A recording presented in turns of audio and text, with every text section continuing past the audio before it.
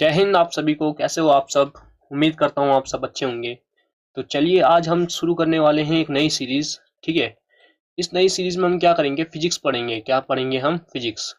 और जो ये फिजिक्स होगा ये कम्प्लीटली किसको टारगेट करेगा? ये टारगेट करेगा हमारा नेवी, एयरफोर्स और आईसीजी। ठीक है, ये पूरा फिजिक्स हमारा टेक्निकल ब्रांच के लिए होगा। ठीक है, जो एयरफोर्स एक्स ग्रुप हो गया आपका, नेवी एसएसआर हो गया और आईसीजी जीडी के लिए। ठीक है, तो ये पूरी कम्प्लीटली टारगेटेड फिजिक्स होगी जिसको हम नेवी और एयरफोर्स और आईसीजी के लिए पढ़ेंगे। ठीक है, और आज हम शुरू करने वाले हैं काइनेमेटिक्स से। किससे?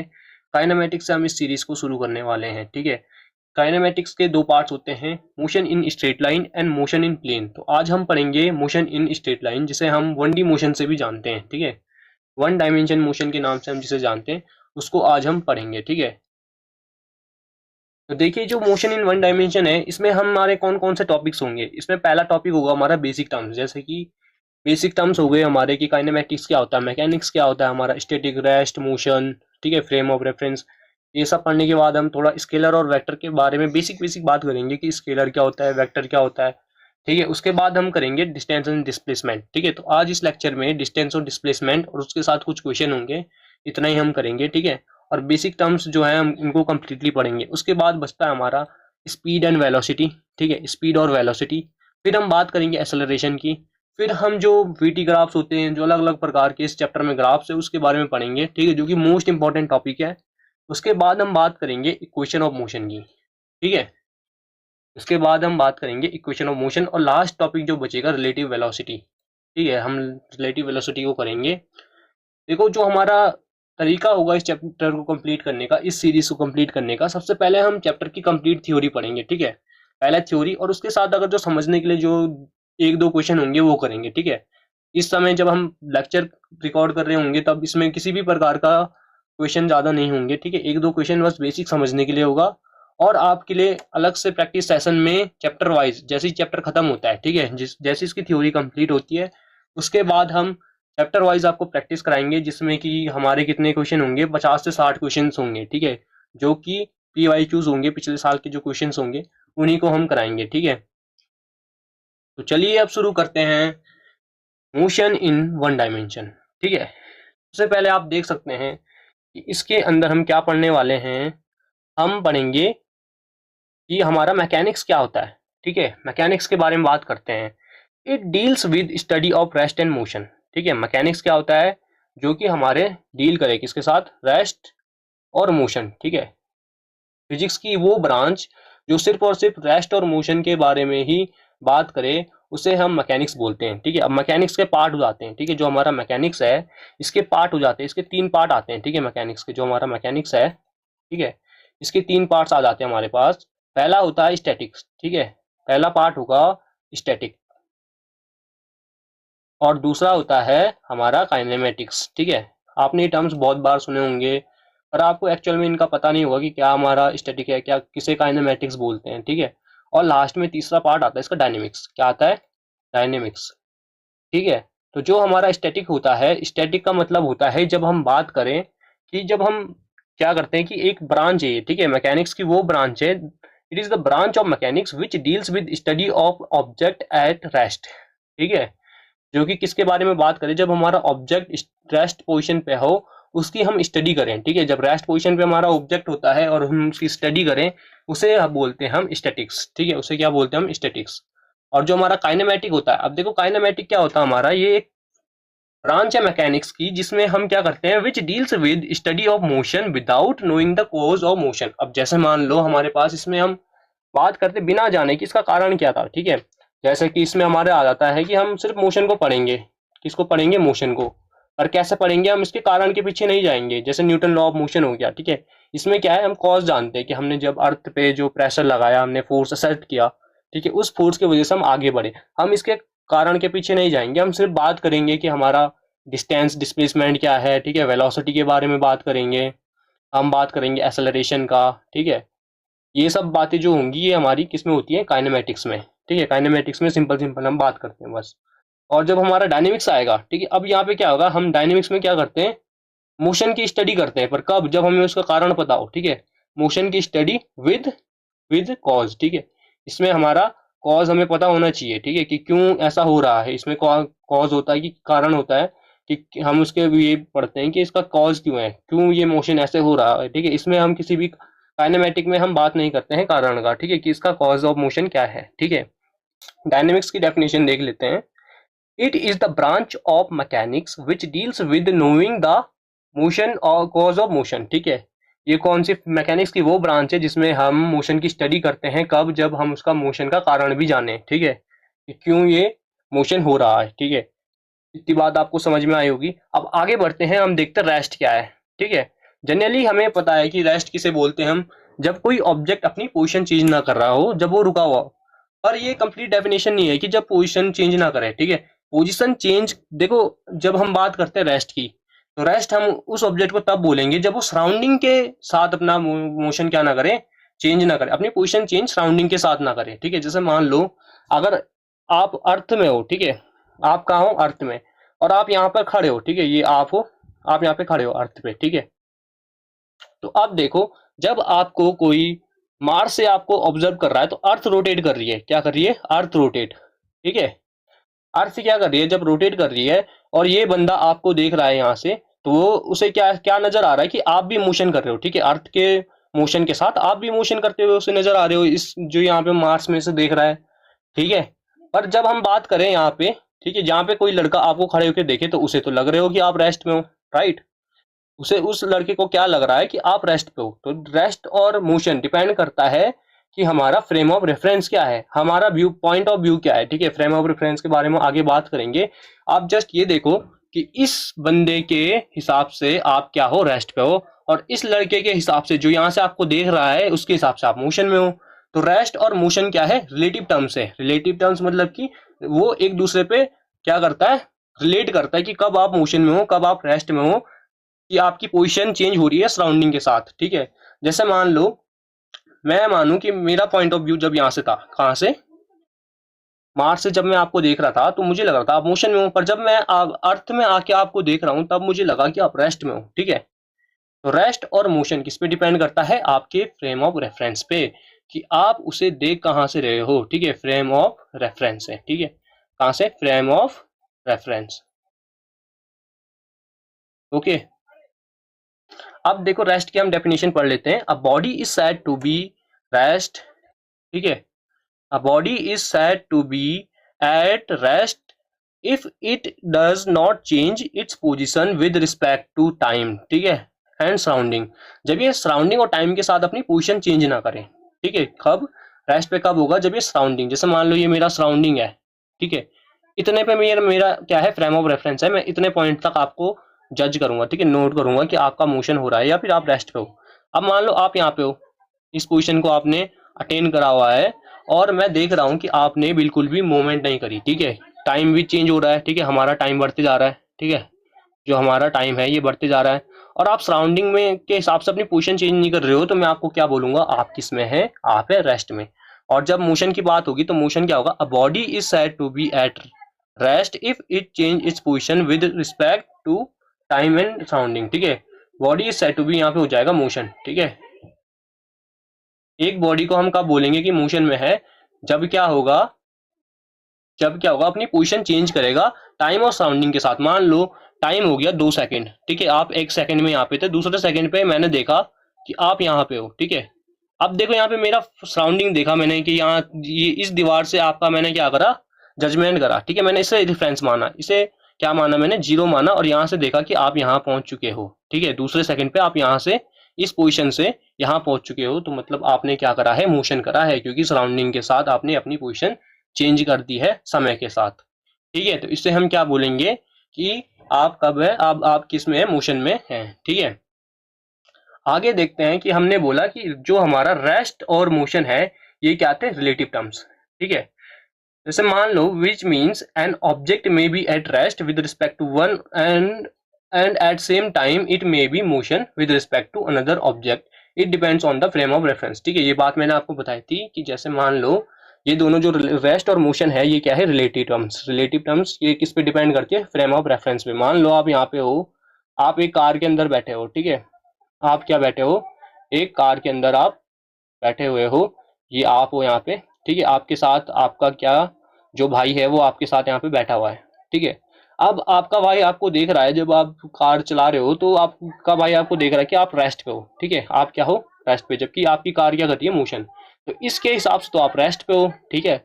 और जो दूसरा यहाँ पे बाहर पे जो खड़ा था एक लड़का, इसने आपको देखा, तो इसे क्या लग रहा है कि आप किस में हैं, आप मोशन में, ठीक है, आप आगे जा रहे हैं, क्योंकि समय के साथ। तो इसका फ्रेम ऑफ रेफरेंस क्या था, इसका फ्रेम ऑफ रेफरेंस था ये अर्थ, जिसमें आप गाड़ी चला रहे हो, ठीक है। तो ये अर्थ क्या है उसका, इसका फ्रेम ऑफ रेफरेंस क्या था, अर्थ। इसने अर्थ के हिसाब से आपको देखा, ठीक है। और जो आपका भाई था, इसने कार के हिसाब से आपको देखा, तो आप रेस्ट पे थे, ठीक है। तो एक ही समय में आप क्या थे, मोशन में भी थे और रेस्ट में भी थे, तो ठीक है। तो हम यहाँ से कह सकते हैं जो रेस्ट और मोशन है, ये क्या है, हमारे रिलेटिव टर्म्स है, ठीक है। आगे देखते हैं हम। अब नोट क्या है यहाँ पे, हमारा जो इंपॉर्टेंट नोट है, मतलब कि इसमें हम क्या मानेंगे कि जो भी हमारा मोशन हो रहा है, ये केस में हम इसे, जो भी हमारा मास है, जैसे ये आप हो, ठीक है, चाहे वो अर्थ हो, ठीक है, ये क्या है हमारा पॉइंट मास। पॉइंट मास मतलब होता है, हम इसे एक पॉइंट मान देंगे, ठीक है, कि हम क्या मान देंगे, इसे एक पॉइंट। क्यों हम इसे पॉइंट कंसिडर करेंगे, जब मोशन होगा तो ठीक है, हमें क्या होगा, दिक्कत होगी। जैसे मान लो मेरे पास एक क्या है, एक सिलेंडर है ऐसे, ठीक है, मेरे पास एक सिलेंडर है और मैंने बोला कि ये मोशन करेगा, ठीक है, ये यहाँ से यहाँ जाएगा। अगर इसने मोशन करा तो अब मुझे क्या करना पड़ेगा, जैसे ऐसे इसकी पोजीशन पहले ऐसे थी, अब ये ऐसे में गिर गया, ठीक है, जब इसको मैंने फोर्स मारा तो ये ऐसे गिर गया। तो जब मैं इसका वो निकालूंगा, डिस्टेंस निकालूंगा, तो मुझे कहाँ से कहाँ तक की डिस्टेंस, मैं क्या करूंगा, यहाँ से एक पॉइंट मास मानूंगा, ठीक है, यहाँ से और यहाँ तक की, इसके सेंटर तक की डिस्टेंस निकालूंगा, या फिर यहाँ तक की डिस्टेंस निकालूंगा, ठीक है, कहाँ से कहाँ तक की डिस्टेंस निकालूंगा। तो ये थोड़ा डिफिकल्ट हो जाएगा, क्योंकि मुझे यहाँ से यहाँ तक की अलग निकालनी पड़ेगी और यहाँ से यहाँ तक की अलग निकालनी पड़ेगी। तो फिर कंफ्यूजन होगा कि मैं डिस्टेंस किसे मानूं, ठीक है। तो जब ये हम क्या मान लेते हैं, इसे पॉइंट मास मान लेते हैं, कि जैसे मान लो ये हमारा सिलेंडर अब ये है, ये यहाँ से यहाँ तक इसने मोशन करा है, ठीक है, इसको हमने क्या मान लिया है, पॉइंट मास, ठीक है। तो ये जो हमारा पॉइंट मास है, इसने क्या करा, हमारे लिए थोड़ा मोशन को समझने के लिए इजी कर दिया, ठीक है। तो इसलिए हम क्या मान के चलेंगे इसे, कि हमारा जो भी ऑब्जेक्ट है, चाहे वो अर्थ है, चाहे कितना भी बड़ा ऑब्जेक्ट है, हम उसे पॉइंट मास मानेंगे। क्यों, क्योंकि हम बहुत लंबे डिस्टेंस के लिए बात कर रहे होंगे। अगर जो हम अर्थ की बात कर रहे होंगे, अर्थ के मोशन की बात करेंगे, तो हम सन के रिस्पेक्ट में करेंगे, जिनके बीच में बहुत ज्यादा दूरी है, ठीक है, ठीक है, इनके बीच में बहुत ज्यादा डिस्टेंस है, इसलिए हम क्या, इनको भी पॉइंट मास कंसिडर कर सकते हैं, ठीक है। आपको पॉइंट मास समझ में आ गया होगा, ठीक है। जब हम बहुत बड़े डिस्टेंस के लिए, ठीक है, क्या करें, वो करें, हम क्या करें कि बहुत बड़े डिस्टेंस पे हम अगर जो हम देखें, तो हमारा जो भी ऑब्जेक्ट होगा उसके मोशन को हम पॉइंट मास से कंसिडर करेंगे, कि हमारा जो भी ऑब्जेक्ट है वो क्या है, एक पॉइंट मास है, ठीक है। अब आगे हम देखते हैं फ्रेम ऑफ रेफरेंस, ठीक है। अब फ्रेम ऑफ रेफरेंस के बारे में हम बात करेंगे कि फ्रेम ऑफ रेफरेंस क्या है। The frame of reference is a system of coordinate axes attached to an observer having a clock with respect to which the observer can describe position, displacement, acceleration, etc. of an moving object, ठीक है। कोई भी moving object है हमारा, मान लीजिए कोई भी अगर जो हमारा मूविंग ऑब्जेक्ट है, तो जैसे मान लो ये हमारा ऑब्जेक्ट है, ये मूव कर रहा है। अब हम कब बोलेंगे कि ये मोशन में है, रेस्ट में है, ठीक है। सिंपल से हम एनसीईआरटी को लेके चलते हैं। एनसीईआरटी में फ्रेम ऑफ रेफरेंस को कैसे एक्सप्लेन करा गया है, कि हमने माना है ये एक्स कोऑर्डिनेट एक्सिस है हमारा कोई, ठीक है, एक्स और वाई, और इसका हमारा जो रेफरेंस है, रेफरेंस यानी कि ये 0 0 पॉइंट है, ठीक है, कि एक्स में भी ये 0 डिस्टेंस चला है, ठीक है। हमने कोऑर्डिनेट सिस्टम मान लिया है किसी भी चीज को। यहाँ पे से मान लो अगर जो हमारा कोई ऑब्जेक्ट था वो यहाँ पे था, ठीक है, कुछ टाइम था, मान लो कुछ टाइम पे ये यहाँ पे है, यहाँ पे इसकी पोजीशन जो भी है, ठीक है, एक्स वाई, x1 y1, ठीक है, इसकी पोजीशन यहाँ पे है। अब हमने क्या करेंगे, यहाँ पे एक क्लॉक लगा देंगे, हम क्या करेंगे, एक क्लॉक लगाएंगे और इसका टाइम देखते नोट करते रहेंगे, कि जब ये यहाँ से यहाँ तक इसने अपनी पोजीशन चेंज करी, तो इसने कितने समय में, क्योंकि हमारा ओरिजिन ये है अब, ठीक है, हमने यहाँ से यहाँ तक देखा कि इसने कितनी डिस्टेंस चेंज करी, x2 से y2, ठीक है, इसने इतनी डिस्टेंस चेंज करी है। तो ये क्या हो गया, हमारा फ्रेम ऑफ रेफरेंस हो गया, कि यहाँ से हमने 0 पॉइंट से कंसिडर करा, जब ये x1 था तो इसने इतना मोशन करा, और जब ये x1 y1 इसने मोशन करा था, फिर जब ये यहाँ से यहाँ चला तब ये x2 और y2 इसकी पोजीशन हो गई थी, ठीक है। फ्रेम ऑफ रेफरेंस आपको समझ में आया एनसीईआरटी के हिसाब से। अब हम in general frame of reference को समझ लेते हैं, कि इन जनरल हम फ्रेम ऑफ रेफरेंस किसे बोलते हैं, ठीक है। तो फ्रेम ऑफ रेफरेंस हम जैसे मान लो, फिर से हम बात करते हैं वही, कि आपके पास एक यहाँ पे एक पेड़, आप खड़े हो, ठीक है, और यहाँ पे एक पेड़ है, ठीक है, यहाँ पे एक क्या है, ट्री यहाँ पे है। अब मैं बोलूं कि आपकी जो स्पीड है, आप किसी स्पीड से बढ़ रहे हैं, 10 मीटर पर सेकंड की स्पीड से आप चल रहे हैं। पर जनरली आप अब समझदार हो चुके हो, इसलिए आपको पता है आप मोशन कर रहे हो। पर जब किसी बच्चे को नहीं पता तो उसे क्या लगेगा, देखो ये जो पेड़ है ये मेरी साइड के लिए आ रहा है 10 मीटर पर सेकंड से, ठीक है, ऐसा लगेगा ना, देखने में तो ऐसे लगेगा कि ये जो पेड़ है ये मूव कर रहा है, क्योंकि हमारा फ्रेम ऑफ रेफरेंस क्या है, हम है, ठीक है, हम खुद है। तो हम खुद को मोशन में ना मानकर इस पेड़ को मोशन में मान रहे हैं, क्योंकि हम क्या है, फ्रेम ऑफ रेफरेंस। हमें लग रहा है कि हम अपनी पोजीशन चेंज नहीं कर रहे हैं, ठीक है। अगर जो मैं ऐसे खुला छोड़ दूं तो हमें ऐसे लगेगा, पर अगर जो हमने इस पे क्या डाल दिया, सराउंडिंग डाल दिया, क्या डाल दिया, सराउंडिंग, हमने ऐसे सराउंडिंग डाल दिया, और इस सराउंडिंग जो है हमारा ये अर्थ है, ठीक है, ये अर्थ में हम है, अर्थ में ये ट्री है और अर्थ में ये है। तो तब हम क्या कहते हैं कि हमारा फ्रेम ऑफ रेफरेंस क्या हो जाता है, अर्थ हो जाता है, हमारा फ्रेम ऑफ रेफरेंस क्या हो जाता है, अर्थ हो जाता है। इसलिए हमें लगता है कि हम मोशन कर रहे हैं, ठीक है। तब क्या है, हम मोशन कर रहे हैं। तो फ्रेम ऑफ रेफरेंस जब, अगर जो हम खुद फ्रेम ऑफ रेफरेंस थे तो हमें लग रहा था जो ये ट्री है ये 10 मीटर पर सेकेंड से क्या कर रहा है, हमारी साइड के लिए आ रहा है। पर जब हमारा फ्रेम ऑफ रेफरेंस अर्थ हुआ, ठीक है, जब हमने अर्थ के हिसाब से देखा तो हम 10 मीटर पर सेकंड से की स्पीड से ट्री की ओर बढ़ रहे थे, ठीक है। आशा है आपको फ्रेम ऑफ रेफरेंस समझ में आया होगा, ठीक है। आगे बढ़ते हैं। अब हम बात करेंगे स्केलर क्वांटिटीज की, ठीक है। अब हम बात करेंगे स्केलर क्वांटिटीज की कि हमारा स्केलर क्वांटिटीज कौन सी होती है। The quantity which only possesses magnitude but not having any direction are called scalars, ठीक है। हम स्केलर किसे बोलते हैं, जैसे मान लो हमारे पास कोई भी क्वांटिटी है, ठीक है, जैसे कि हमारे पास हो गई डिस्टेंस। अब डिस्टेंस है तो हम इसका मैग्नीट्यूड देखेंगे, मैग्नीट्यूड के 10 मीटर 20 मीटर कितना भी हो सकता है, ठीक है। ये इसका क्या है, मैग्नीट्यूड। मैग्नीट्यूड क्या होता है, मैग्नीट्यूड होता है हमारा कोई नंबर, ठीक है, और अमाउंट, और इसके साथ क्या हो, यूनिट हो, उसे हम क्या बोलते हैं, मैग्नीट्यूड, ठीक है, उसे हम क्या बोलते हैं, मैग्नीट्यूड। अब देखो स्केलर के लिए हमें एक्चुअली क्या होता है, डायरेक्शन की जरूरत नहीं होती। जैसे डिस्टेंस है, कितना डिस्टेंस चले हम, 10 मीटर 20 मीटर, ठीक है, इसके लिए हमें डायरेक्शन की जरूरत नहीं है। जैसे हमारा मास हो गया, अब हमें जरूरत है क्या कि हमारा मास कितना है, किस डायरेक्शन में वर्क कर रहा है, हमें उसके लिए जरूरत नहीं है, ठीक है। हमारे जैसे 10 kg हमारा मास है, तो क्या मुझे इसके लिए डायरेक्शन की जरूरत है कि 10 kg नॉर्थ में मेरा मास है, नहीं होता ना ऐसे, ठीक है। तो वो क्वांटिटीज हमारी क्या आती है, स्केलर में आती है, ठीक है। जैसे टाइम हो गया, टाइम की कोई डायरेक्शन होती है, नहीं होती है, ठीक है, कि टाइम के लिए हमें डायरेक्शन की एक्चुअल में जरूरत नहीं होती, जहाँ पे हमें नीड होती है, ठीक है, एक नीड होती है, वेक्टर में हमें डायरेक्शन की नीड होती है। अब आपको ये नीड समझाने के लिए एक एग्जांपल देता हूँ। मान लो मैंने बोला कि फोर्स है, ठीक है, जैसे मैंने बोला कि आप पहले सबसे सिंपल स्केलर की बात करते हैं। मैंने कहा आप 10 मीटर चले, फिर आप 20 मीटर चले, तो आपका टोटल डिस्टेंस कितना हो गया, इजी है, आप इसको प्लस कर देंगे 30 मीटर, राइट, ये आपका क्या हो गया, डिस्टेंस हो गया। और जब हम बात करें इस चीज की, जब हम बात करें यहाँ पे डिस्प्लेसमेंट की, तो डिस्प्लेसमेंट के लिए जैसे फोर्स की बात करते हैं, वेक्टर के लिए हम वेक्टर को समझने के लिए फोर्स की बात करते हैं। जैसे मैंने बोला ये एक ऑब्जेक्ट है, इस पे आप 10 न्यूटन का फोर्स लगाया और आपने इस पे 5 न्यूटन का फोर्स लगाया, ठीक है, तो इस पे नेट फोर्स कितना होगा। आप नेट फोर्स कैसे, अब आपको क्या होना जरूरी है, इसके लिए नीड है किसकी, हमें डायरेक्शन की, हमें डायरेक्शन पता होना चाहिए कि भाई 5 न्यूटन का फोर्स इधर से लगेगा और 10 न्यूटन का फोर्स इधर से लगेगा, हमें क्या है, इसकी नीड है डायरेक्शन की। तब जाके इस पे नेट फोर्स कितना पता करेंगे हम कि इस पे नेट फोर्स कितना है, 5 मीटर है इस डायरेक्शन में, ठीक है, इस डायरेक्शन में हमारे पास क्या है, नेट फोर्स एक्ट हो रहा है, ठीक है। ऐसे हमारा जो वेक्टर होता है स्केलर में ये डिफरेंस होता है कि वेक्टर क्वांटिटीज में हमें क्या होता है, डायरेक्शन की जरूरत होती है, किसकी जरूरत होती है, हमें डायरेक्शन की, ठीक है। वेक्टर के लिए सबसे इंपॉर्टेंट हो जाता है मान ली डायरेक्शन, और क्योंकि ये डायरेक्शन की डिमांड करता है इसलिए, ठीक है, ये डायरेक्शन की डिमांड करता है। और इसमें क्या होता है, नॉट हैविंग डायरेक्शन, इसमें कोई डायरेक्शन नहीं होती। अब इतने तो हम छोटे बच्चों को समझाने के लिए बोल देते कि इसमें डायरेक्शन हो और जिसमें ना हो, ठीक है। पर बड़े बच्चों के लिए हमें इसमें क्या ऐड करना पड़ता है कि वेक्टर वो क्वांटिटीज होती है जो क्या करते हैं, it possesses only vector law of algebra, जिसमें वेक्टर लॉ ऑफ एलजेब्रा लगते हैं, ठीक है, जिसमें कि हम वेक्टर के लॉ यूज करते हैं, हमें प्लस करना है, माइनस करना है, मल्टीप्लाई करना है, डिवाइड करना है, इसके लॉ अलग हो जाते हैं। जैसे मान लो अगर जो मैं स्केलर की बात करूं, मैंने बोला आप इधर 4 मीटर गए, आप इधर 4 मीटर चले, फिर आप ऊपर चले 3 मीटर, तो आपकी डिस्टेंस क्या होगी, आप टोटल कितना चले, आप चलेंगे 7 मीटर, ठीक है। पर मैं बात करूं कि आपकी डिस्प्लेसमेंट कितनी है, ठीक है, मैं वेक्टर की बात करूं तो वेक्टर में आप सिर्फ इतना गए है ना, ये क्या हो गया आपका वेक्टर। अब अगर जो मैं इनको प्लस करता हूँ, ठीक है, मैं इन दोनों को प्लस करता हूँ तो कितना आता है, 7 मीटर। और जब वेक्टर में बात होगी तो ये कितना हो जाएगा, टोटल 5 मीटर, क्योंकि हम इसे निकालेंगे, ठीक है। यहाँ से हम क्या करेंगे, कैलकुलेट करेंगे कि इसमें पाइथागोरस थ्योरम से हम इसकी हाइपोटेनियस निकाल के पता कर देंगे कि वेक्टर कितना है, 5 मीटर, ठीक है, इसको प्लस करेंगे हम यहाँ पे, ठीक है। इनका जब वेक्टर सम होगा तो वेक्टर सम के अनुसार ये कितना होगा, 5 मीटर होगा, और स्केलर सम के अनुसार हमारा कितना होगा, 7 मीटर। ठीक है, इतनी बात समझ में आई कि वेक्टर और उसमें क्या है।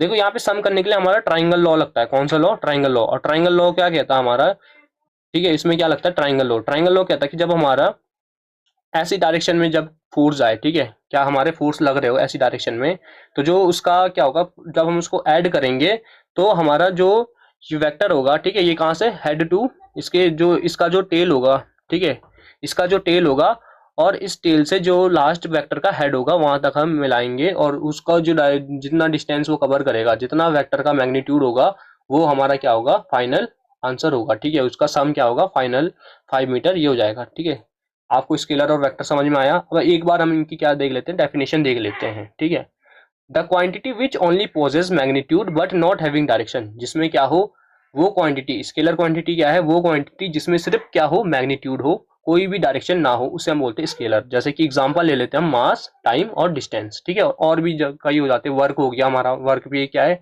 स्केलर क्वांटिटी है। ठीक है, अब scalar can be added, subtracted, multiplied and divide by using basic law of algebra. ठीक है, इसमें बेसिक लॉ लगते हैं एलजेब्रा के, जो प्लस माइनस सिंपल होता है हमारा, डिवाइड मल्टीप्लाई, जो हमने अभी तक पढ़ते हुए आ रहे थे, जो हमने छोटी क्लासेस में पढ़ा है, वही वाला बेसिक लॉ लगता है। जब वेक्टर क्वांटिटीज की बात करते हैं हम, तो इसमें क्या होता है, बोथ मैग्नीट्यूड एंड डायरेक्शन, ठीक है, दोनों चीजें होती है, उसको हम क्या बोलते हैं, वेक्टर बोलते हैं। एग्जाम्पल हो गया हमारा वेट। अब जैसे वेट है, वेट हमेशा कहाँ के लिए वर्क करता है, डाउनवर्ड्स, अर्थ में होंगे तो हमारा वेट हमेशा डाउनवर्ड्स काम करता है। इसको क्या बोलते हैं हम, डायरेक्शन, कि इसकी डायरेक्शन क्या है, डाउनवर्ड्स। ठीक है, डिस्प्लेसमेंट क्या होता है, डिस्प्लेसमेंट देखो हमारा डिस्प्लेसमेंट क्या होता है कि फाइनल पोजीशन से इनिशियल पोजीशन। ठीक है, आगे पढ़ेंगे हम डिस्प्लेसमेंट के बारे में।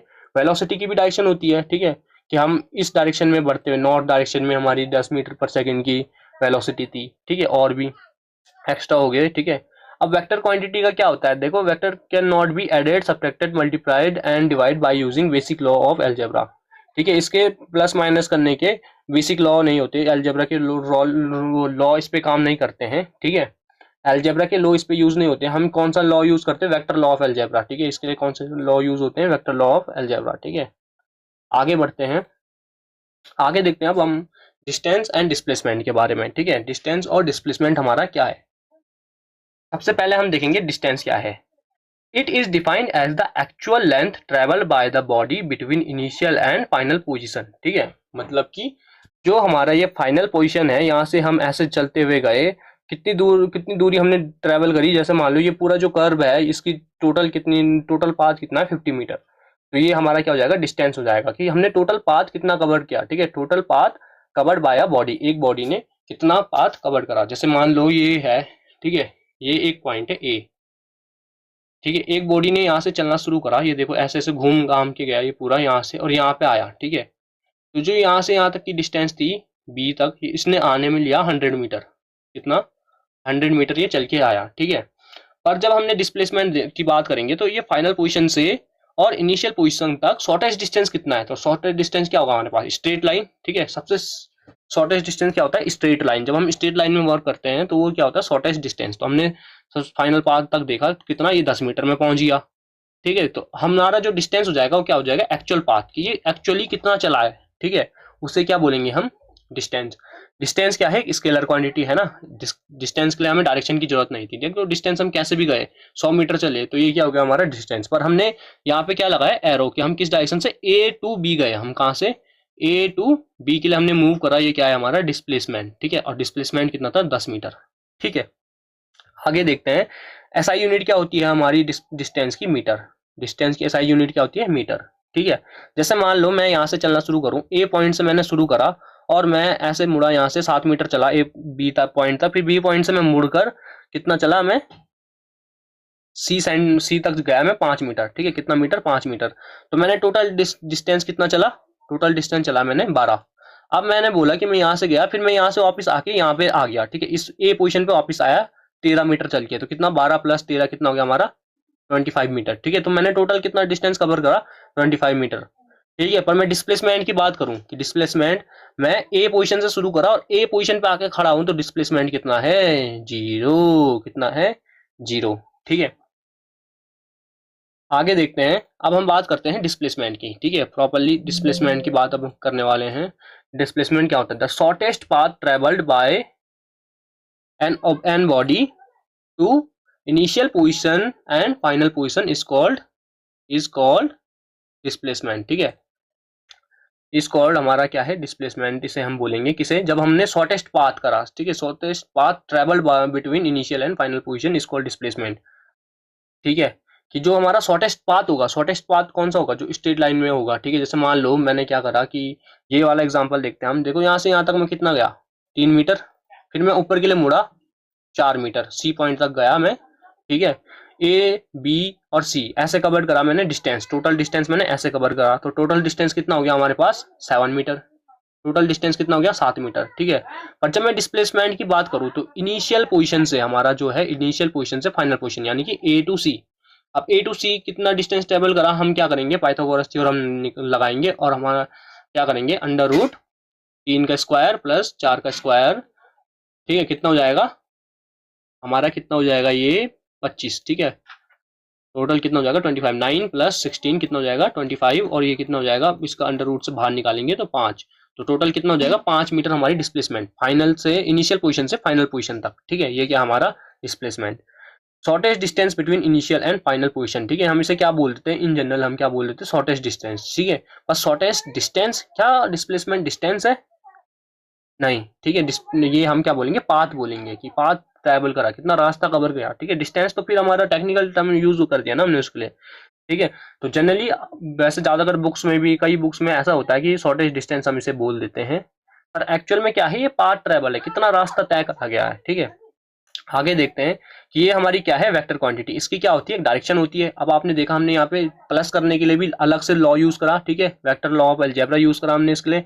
तो ए से बी, ए बी, ठीक है, ए बी ये जो डिस्टेंस है 3, और बी सी, ठीक है, जो ये वाला डिस्टेंस है, ये इनको सम करेंगे तो ये क्या होगा? डिस्टेंस। और ए टू सी डायरेक्ट निकाले हम तो ये क्या होगा? हमारा डिस्प्लेसमेंट, ठीक है।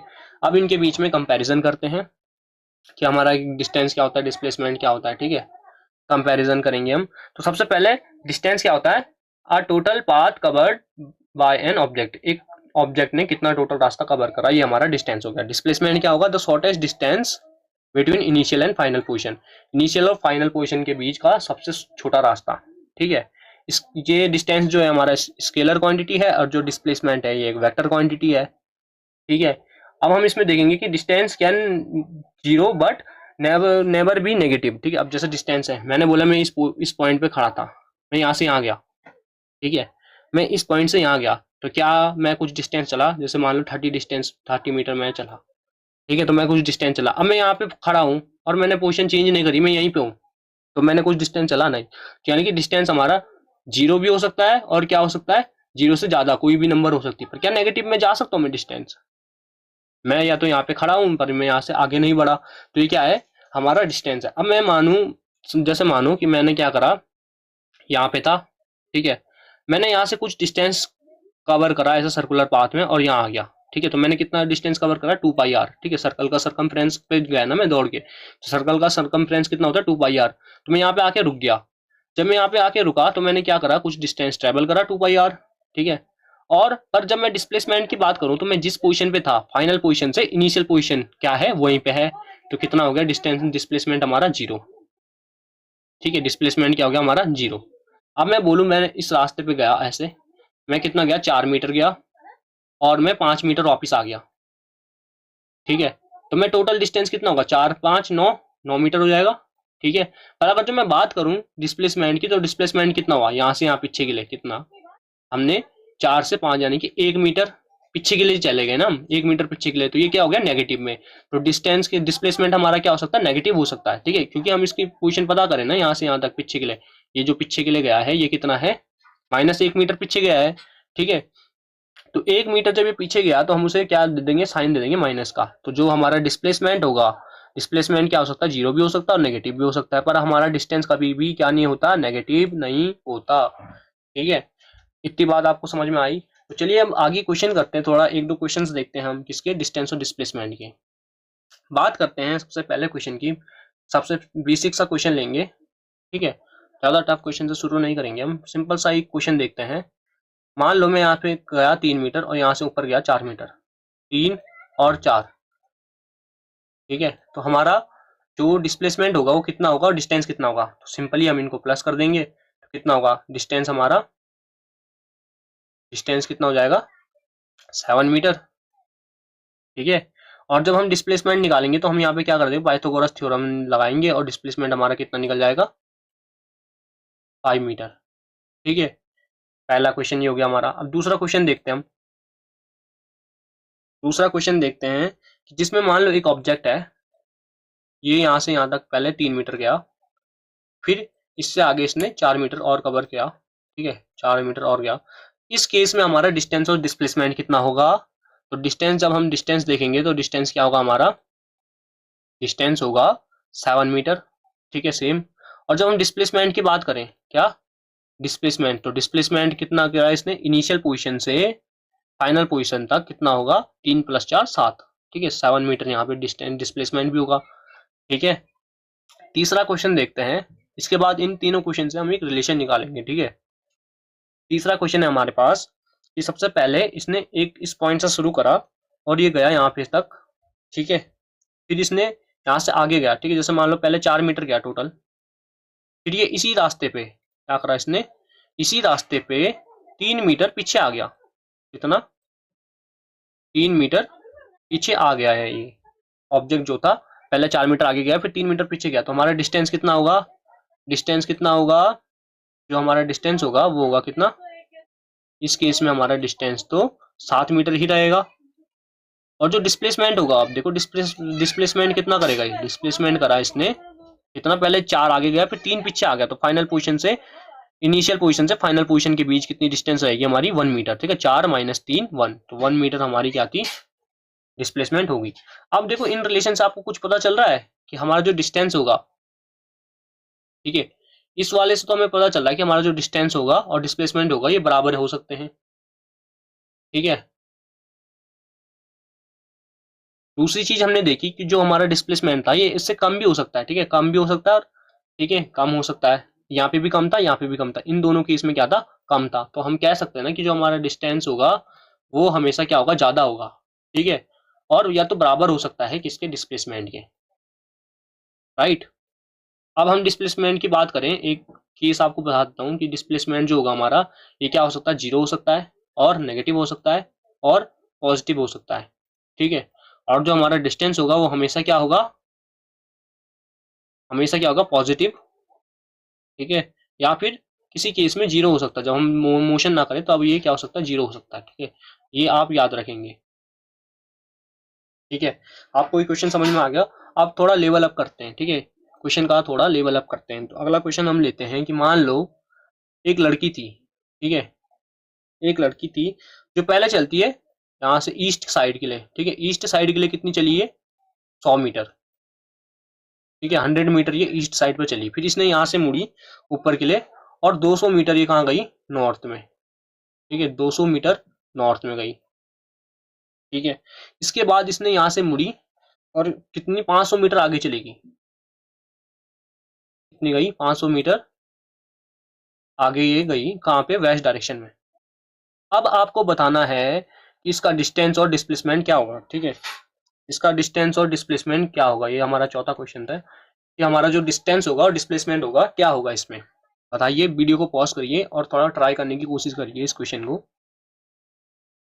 तो चलिए देखते हैं। अब ये जो हमारा क्वेश्चन है इसमें हम देखते हैं पहले तो डिस्टेंस कितना होगा, ठीक है, डिस्टेंस डिस्टेंस निकालते हैं, सबको सम करते हैं, ठीक है, कितना हो जाएगा टोटल 100 + 200 300, 300 + 500 800, ठीक है, 800 मीटर हमारा टोटल डिस्टेंस ये कवर करा है इस ऑब्जेक्ट ने। अब अगर जो हम इसकी डिस्प्लेसमेंट देखें तो डिस्प्लेसमेंट क्या है इसकी, देखो डिस्प्लेसमेंट इसने इस पॉइंट से इनिशियल पॉइंट से फाइनल पॉइंट तक ये इसकी डिस्प्लेसमेंट होगी, ठीक है। अब हम इसकी डिस्प्लेसमेंट निकालेंगे तो देखिए हम क्या करेंगे, पहले तो हमें क्या चाहिए होगा कि यहाँ से यहाँ तक की डिस्टेंस निकालने के लिए हमें अगर जो रेक्टेंगल मिल जाए तो हमारे लिए इजी हो जाए, ठीक है, ठीक है, right angle triangle, sorry right angle triangle मिल जाए तो थोड़ा हमारे लिए इजी हो जाएगा। तो हम इसको ऐसे यहाँ से क्या कर देंगे, एक राइट एंगल ट्राइंगल बना लेते हैं। अब देखो ये जो हमारा डिस्टेंस था ये 100 मीटर था, ठीक है, ये कितना है 500 मीटर, ठीक है, 100 और 500, यानी कि हम इस ये जो टोटल 500 है और यहाँ तक 100 है, इसके यहाँ तक, तो आगे कितना होगा 400 मीटर। ठीक है, आगे कितना हो जाएगा 500 माइनस 100, तो ये आगे का जो डिस्टेंस हो जाएगा ये हमारा 400 मीटर हो गया। अब देखो ये जो 200 है, ये 200 यहाँ सेम होगा। ठीक है, तो 200 मीटर यहाँ पे हो जाएगा। अब देखो इसकी डिस्टेंस हम निकाल सकते हैं। ठीक है, पाइथागोरस थ्योरम निकाल के हम इसकी हाइपोटेनियस निकालेंगे। तो डिस्प्लेसमेंट कितना हो जाएगा 200 का स्क्वायर, ठीक है, प्लस में 400 का स्क्वायर। ठीक है, प्लस में 400 का स्क्वायर, तो कितना हो जाएगा ये हमारा, ये हो जाएगा हमारा, कितना हो जाएगा ये हमारा, इसको अगर जो आप वो करेंगे तो कितना, ये 200 का स्क्वायर कितना हो जाएगा हमारा 4, 2 का स्क्वायर 4, इसका 100 का स्क्वायर करेंगे तो यहाँ पे कितने जीरो आ जाएंगे 4 जीरो, प्लस में यहाँ पे 16 और फिर 4 जीरो। ठीक है, अंडर रूट, अब इनको प्लस करेंगे तो कितना हो जाएगा ये 20, और यहाँ पे ये जो पीछे के जीरो हैं ये यहाँ पे ऐसे आ जाएंगे। ठीक है, अब देखो हम क्या करेंगे, ये जो 4 जीरो है इसका हमें पता है कि अगर जो हमारा जब ऐसे होगा तो इनमें से एक जीरो बाहर आएगा, इसमें से एक जीरो बाहर आएगा, तो ये कितना हो जाएगा 100 अंडर रूट 20। ठीक है, 100 कितना हो जाएगा अंडर रूट 20। फिर हम क्या करेंगे, इस 20 को हम ऐसे लिख सकते हैं, इसमें से अगर जो हम √2 बाहर निकालते हैं तो √2 5 इसको ऐसे लिख सकते हैं, और इंटू में 100 हमारे पास। ठीक है, इंटू में कितना है 100, तो ये कितना हो जाएगा। ठीक है, तो ये कितना हो जाएगा, अब 200 इसको मल्टीप्लाई करेंगे 200 √5, तो ठीक है इतना मीटर हमारा क्या आ जाएगा डिस्प्लेसमेंट। ठीक है, डिस्प्लेसमेंट कितना आ गया हमारा 200 √5। ठीक है, 200 √5 मीटर। ठीक है, या तो आप इसको ऐसे भी छोड़ सकते हो, पर कई बार आपको ऑप्शन में ये ना दिया हो तो आपको इसकी वैल्यू पता होनी चाहिए कि इसकी वैल्यू कितनी होती है 2.4। ठीक है, 2.4 के अप्रॉक्स वैल्यू होती है 2.24 के। ठीक है, 2.24 के इसकी अप्रॉक्स वैल्यू होती है, इसको इंटू करेंगे हम 200 से, तो कितना हो जाएगा ये हमारा। ठीक है, 200 से अगर जो हम इसको मल्टीप्लाई करेंगे तो यहाँ पे हमारा 844। ठीक है, अप्रॉक्स इतना मीटर हमारा क्या आ जाएगा डिस्टेंस आ जाएगा, डिस्प्लेसमेंट कितना हो जाएगा हमारा 448 मीटर। ठीक है, तो जो ये वाली डिस्टेंस हो जाएगी ये कितनी हो जाएगी 448 मीटर, और इसी डिस्टेंस को, ये जो शॉर्टेस्ट डिस्टेंस है इसी को हम क्या बोलेंगे डिस्प्लेसमेंट। ठीक है, इसी को हम क्या बोलेंगे डिस्प्लेसमेंट, कि ये क्या है हमारा डिस्प्लेसमेंट है। अब आगे हम देखते हैं कि जो पेपर में आने वाले क्वेश्चंस होते हैं उन्हें ट्राई करेंगे। ठीक है, जो पेपर में आते हैं क्वेश्चन, सबसे पहला क्वेश्चन है कि डिस्टेंस अपॉन डिस्प्लेसमेंट का रेशियो कितना होगा। ठीक है, जो हमारा डिस्टेंस और डिस्प्लेसमेंट है इसका रेशियो कितना होगा। तो सबसे पहले जो हमने पीछे देखा था, ठीक है, पीछे हमने क्या देखा था कि जो हमारी डिस्टेंस होगी वो हमेशा क्या होती है डिस्प्लेसमेंट से बड़ी होती है। क्या होती है, बड़ी होती है, और डिस्प्लेसमेंट क्या होती है हमेशा छोटी होती है। ठीक है, डिस्प्लेसमेंट हमेशा छोटी होती है।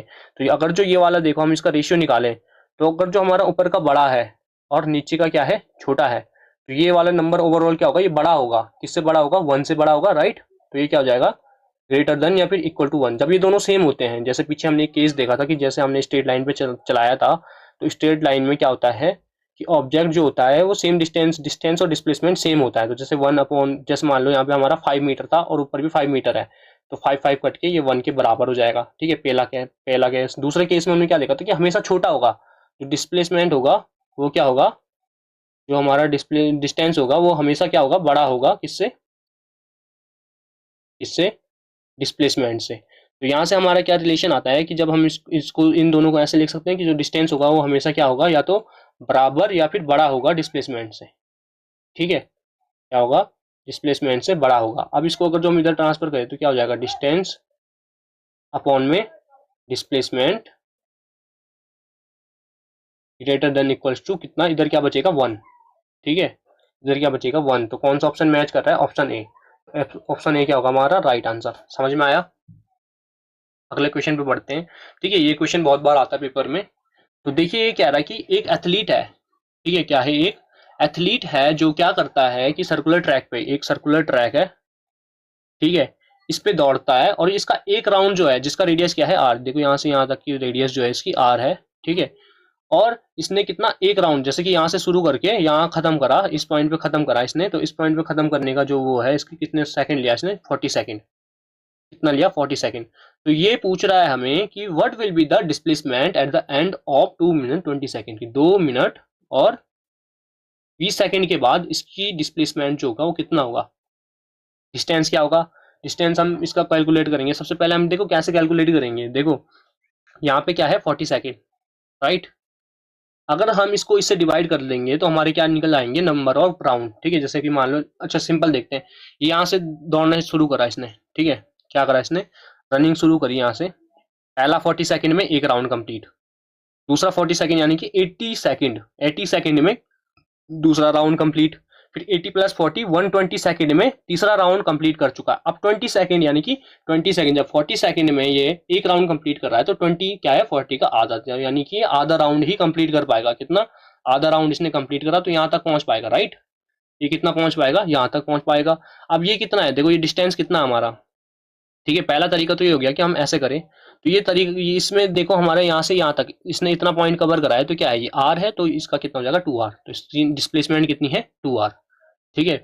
पहले तो हमने ऐसे पता कर दिया। अब अगर जो दूसरा तरीका हम इसका देखें, ठीक है, तो जैसे 2 मिनट 20 सेकंड है, हम इसको 40 से डिवाइड करेंगे तो हमारे पास नंबर ऑफ राउंड आ जाएंगे, ठीक है।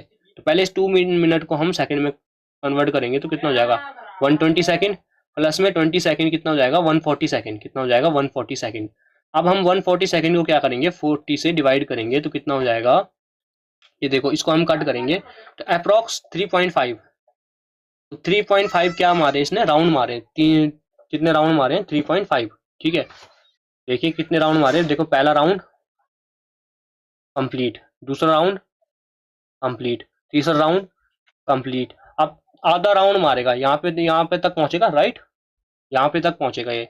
तो 3.5 राउंड इसने मारे हैं, तो इसका डिस्प्लेसमेंट कितना हो जाएगा, तो यहाँ से इस पॉइंट तक की आपको डिस्प्लेसमेंट चाहिए, तो ये कितना हो जाएगा r है, तो ये कितना हो जाएगा 2r, ठीक है, क्योंकि हमारा डायमीटर क्या होता है 2r, ठीक है। तो यहाँ से कितनी निकल गई हमारी 2r निकल गया। अब अगर जो हम इसका 3.5 का, इसकी अगर जो हम वो निकालें, क्या निकालें, डिस्टेंस की, कितना डिस्टेंस ने ट्रेवल करा, तो 3.5, यानी कि पहले तो हम 3 को मल्टीप्लाई करेंगे 2πr से, क्योंकि सरकमफ्रेंस कितना होता है 2πr, यानी कि इसका टोटल डिस्टेंस कितना करा पहले तो।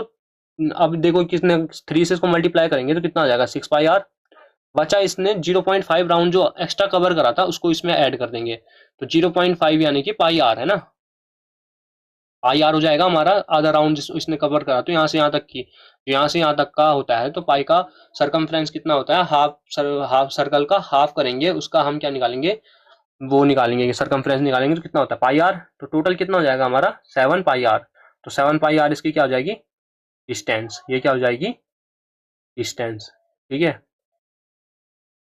ये क्या हो जाएगी इसकी डिस्टेंस। तो देखिए अब ये हमारा लास्ट क्वेश्चन है, ठीक है। आखिरी क्वेश्चन में ये कह रहा है कि हमारे पास a body covered a distance of x metre along a curved path of quarter circle, the ratio of distance and displacement is, ठीक है। तो ये कह रहा है कि हमारे पास एक सर्कुलर पाथ में एक बॉडी है जो कि क्या करती है, जाती है, ठीक है। कितना जाती है, x मीटर कह रहा है, ये क्वार्टर हाफ, उसका क्वार्टर सर्कल का आधा, यानी कि 1/4, सर्कल का क्वार्टर मतलब होता है 1/4, तो 1/4 हिस्सा कितना हो गया, देखो ये हमने 4 हिस्से करे सर्कल के, चौथा हिस्सा जैसे मान लो यहाँ से यहाँ तक ये वाला हिस्सा, ये कह रहा है कितना गया, इसने कितनी डिस्टेंस कवर करी x मीटर, ये डिस्टेंस कितनी कवर करी x मीटर, इसने डिस्टेंस कवर करी। अब ये हमें बोल रहा है कि आपको इसका डिस्टेंस, ठीक है, डिस्टेंस बाय डिस्प्लेसमेंट, यानी कि इसका रेशियो निकालना है, डिस्टेंस बाय डिस्प्लेसमेंट, ठीक है। तो सबसे पहले हम डिस्टेंस देखते हैं, डिस्टेंस कितना होगा हमारा, जो हमारा ये डिस्टेंस होगा, ये कह रहा है x मीटर, तो x मीटर यानी कि सर्कल का फोर्थ भाग, तो पूरे सरकमफ्रेंस का, जैसे 2πr जो हमारा इसका सरकमफ्रेंस होगा, इसका फोर्थ भाग क्या होगा हमारा है, इसका 4 से डिवाइड कर देंगे, चौथा भाग आ जाएगा।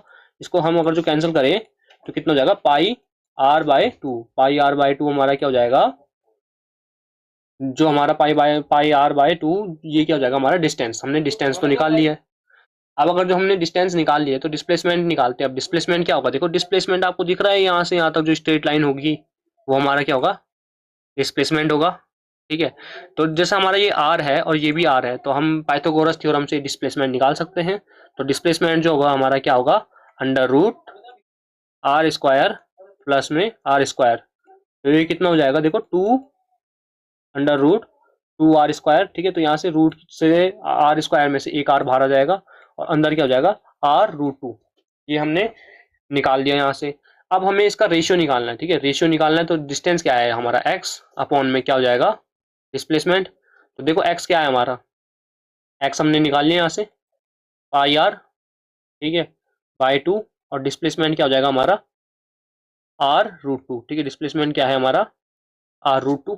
ठीक है, तो अगर जो हम इसको देखेंगे तो ये क्या करेगा, ये ऊपर चले जाएगा r√2 हमारा। ठीक है, तो जो हमारा r√2 है ये ऊपर चले जाएगा, इसके अपॉन में 1 होगा तो इसका अंडर रूट में आ जाएगा, राइट। तो देखो r जब ये अपॉन में जाएगा तो r से r कट जाएगा। ठीक है, देखो इसको करके दिखा देता हूँ मैं आपको यहाँ पे। देखो पाई r, ठीक है, क्या है हमारा पाई r अपॉन में 2 इंटू में 1 अपॉन r√2। ठीक है, r से r कैंसिल हो जाएगा तो क्या बचेगा यहाँ पे पाई अपॉन में, देखो ये 2√2 के साथ इंटू हो जाएगा तो 2√2। ठीक है, ये हमारा रेशियो आ गया। ठीक है, क्या आ गया 2√2, ये हमारा क्या आ गया रेशियो आ गया। तो पाई रूट 2√2, पाई रूट 2√2 यानी कि ऑप्शन ए हमारा क्या होगा, राइट ऑप्शन होगा। ठीक है, राइट आंसर क्या होगा हमारा ऑप्शन है। ठीक है, आपको ये क्वेश्चन समझ में आया होगा। ठीक है, तो चलिए इस सेशन को यहीं पे खत्म करते हैं। आगे अब अगले लेक्चर में हम क्या देखेंगे, वेलोसिटी, स्पीड, एक्सेलरेशन। ठीक है, जो हमारे कर्व्स होंगे, ग्राफ्स होंगे, वो ग्राफ्स पढ़ेंगे हम, मोशन के इक्वेशन पढ़ेंगे हम। ठीक है, और क्या पढ़ेंगे, लास्ट में हम रिलेटिव वेलोसिटी पढ़ेंगे। ये चैप्टर खत्म होगा, उसके बाद क्या करेंगे हम कि इस चैप्टर के प्रैक्टिस क्वेश्चन करेंगे। ठीक है, तो thank you so much, okay bye.